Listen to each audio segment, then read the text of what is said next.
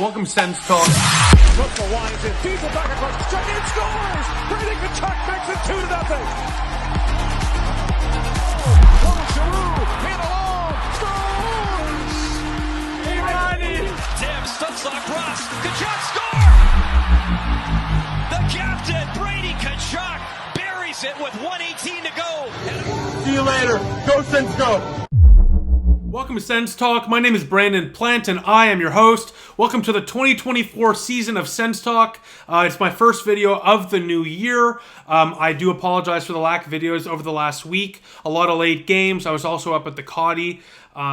Just a couple days ago I got back, so it was tough to make videos, of course. But I also just needed a bit of a break. I needed a bit of a refresher between semesters. It's hectic with school, work, senators, everything, life in general. So I just needed a bit of a break, but we're back. And unfortunately, it's a Saturday night game at 10 o'clock against the juggernaut, frankly, Edmonton Oilers. But it's always great to be back. We might break out the liquor in this video, but we'll see what happens. Let's get into it. Look, I'm not going to do a regular recap. It's late. I just want to give you my rundown of the game. So Ottawa loses this game 3-1 to the Edmonton Oilers, and things look good for Ottawa literally until the last couple minutes of the second period of play. Edmonton was absolutely dominating the Ottawa Senators. They outshot us by double in the first period, for example.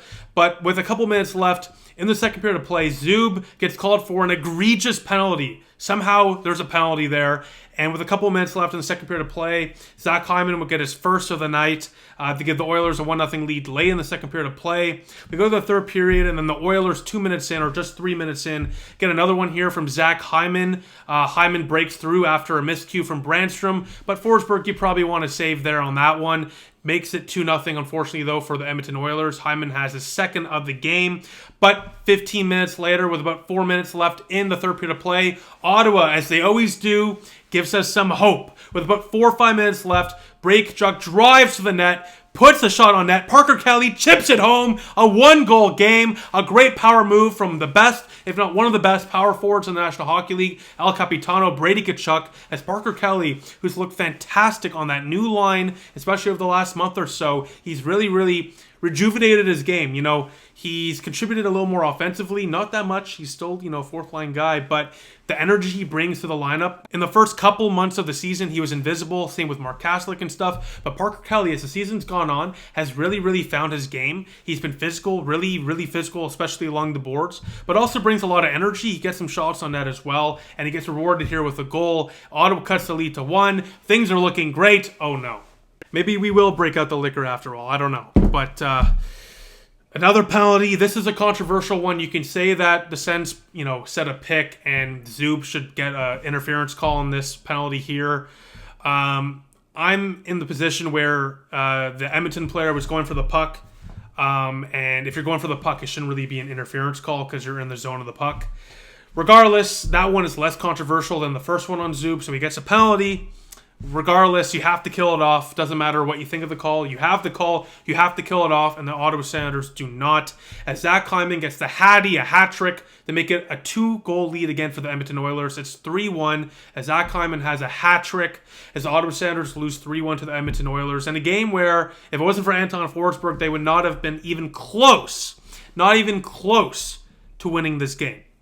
Anton Forsberg tonight was fantastic. He had a .935 save percentage, 43 saves on 46 shots. Now, going to this game, Anton Forsberg was 1-2-1 in his career against the Edmonton Oilers. Those 2 losses, though, came as an Ottawa Senator. Now that's 3 losses. However, in those 2 losses as an Ottawa Senator against the Edmonton Oilers, he had an .894 save percentage. So a very good improvement, of course, as an Ottawa Senator against Edmonton tonight, but unfortunately not enough. I mean, when you're allowing 46 shots on net, nearly 50 shots on net, what do you want from the guy? He's going to let in a couple of stinkers here and there, which is what happened, especially on that second goal.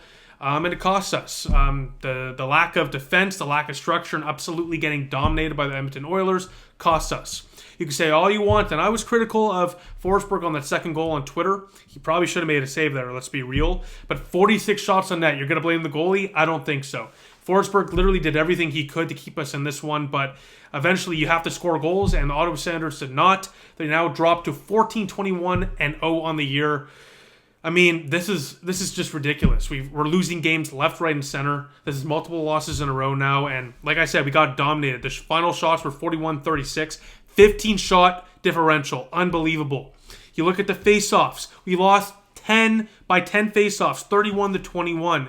The power plays, Edmonton scored on 2 out of 3, 66.7% percentage on the power play. I mean, Ottawa, they had 8 giveaways. Edmonton just had a couple more at 10.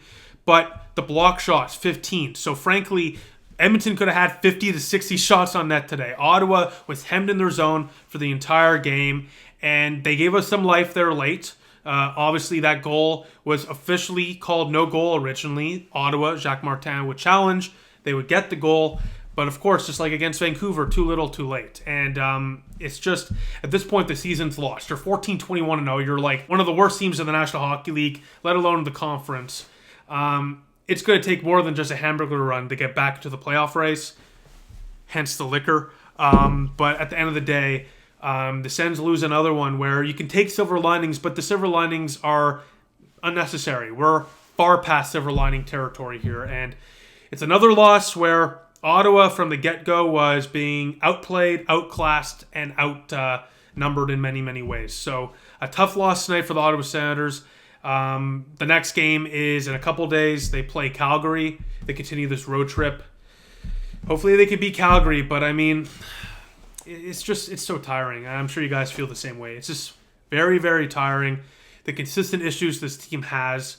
And Roman Blue Jay Sens, or whatever his Twitter name is on Twitter, I'll put the tweet out on the screen now. You can take a look for yourself. But he had a really interesting point. Josh Norris was benched. Frankly benched. He only had one shift after that power play in the third period. Josh Norris tonight only played 18 minutes. And I mean, that's up there with guys like Kubalik, like guys, Tarasenko even had more minutes than Josh Norris. I mean, for comparison, Tim Stützle tonight had 22 minutes of ice time. So that's 4, 5, 6 more shifts. You know, that is a clear indication that Jacques Martin isn't exactly thrilled with Josh Norris's game, and we'll see if the benching and that kind of stuff continues on going into the next game. Of course, maybe Artem Zub gets a bit of a benching as well, or Travis Hamonic as well, who, frankly, on the hat-trick goal for Zach Hyman, left him wide open. You have to cover your man. There's a guy right in front of the net in the crease. Maybe cover him. He didn't. Cost us. Hamonic has been a liability for a lot of the year, and it's not his fault he's being put in this position. He's playing the best he can, I'm sure, but he's not playing well. A bit of an older defenseman. And that's no disrespect, but he's being overplayed and being put in situations that he can't really live up to, and that happens again tonight. So, we'll make a video in the next day or two. I'm going to be making a video about trade speculation because apparently Steve Stais is looking to make a trade for hockey players to make this team better now. I hope they bring in a rugged defenseman because Hamonic is the closest thing we have to a rugged defenseman in the back end, which I think is why he, is getting consistent starting minutes. Obviously, he's a veteran as well, has the respect. He's a leader on this team, so it does make sense that he gets starts for that aspect as well. But we need a rugged veteran defenseman that can really bring some physical tenacity to the blue line because really, Hamonic doesn't do that. No one else does, even remotely anything close to ruggedness. So we need grit. We need physicality in the blue line. So we'll see if Steve Stais brings in some toughness to the blue line, but we'll talk about that in a future video. And speaking of videos, we'll leave it there. It's 1 o'clock now. I'm just going to leave it there. Got nothing else to say. I noticed that the schmutta, the towel behind me dropped, as usual, as the Sens season goes, right down the drain. So besides that, I will see you in the next couple days, and take care. Thank you all for watching. I'll see you all soon. Go Sens, go.